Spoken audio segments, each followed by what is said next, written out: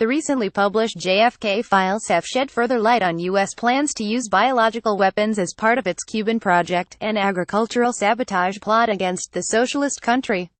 Related JFK files expose CIA plot to stage Miami bombings and blame Fidel Castro during a meeting with top-ranking officials on September 6, 1962. U.S. General and Deputy Director of Central Intelligence Marshall Carter said, biological agents disguised as substances of natural origin can be employed to destroy crops in Cuba.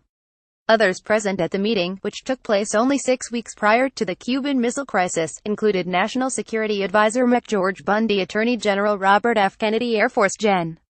Edward Lansdale, who led clandestine operations against Cuba, and Edward R. Murrow, the famous broadcast reporter who was serving at the time as the director of the U.S. Information Agency, according to National Public Radio.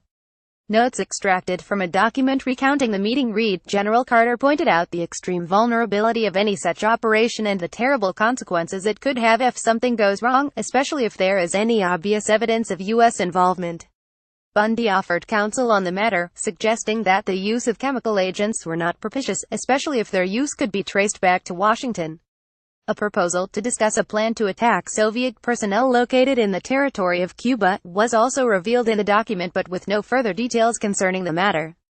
Almost 3,000 previously classified files were released by the U.S. National Archives to the public Friday, but a White House memo penned by U.S. President Donald Trump said he blocked the release of an unknown number of files because he had no choice but to accept the concerns of agencies such as the FBI and CIA. In the days leading up to the deadline, Trump had hyped the document's release as a victory for the public that would be so interesting, but he later conceded to national security, law enforcement, and foreign affairs concerns, ordering a 180-day review for the agencies to reconsider their redactions. The result is yet another deadline for documents of April 26, 2018. Related, Cuba deems allegations of sonic attack on U.S. diplomats science fiction. The documents also showed that the CIA considered staging several terror events, even bombings, in Miami and other U.S. cities to foster a terror threat, which would, in turn, be blamed on the Cuban government. We could develop a communist Cuban terror campaign in the Miami area, in other Florida cities, and even in Washington, read one of the reports. The plan also included a possible attack on migrants leaving Cuba to settle in the United States. It went on to read that we could sink a boatload of Cubans en route to Florida, real or simulated. We could foster attempts on lives of Cuban refugees in the United States, even to the extent of wounding, in instances to be widely publicized.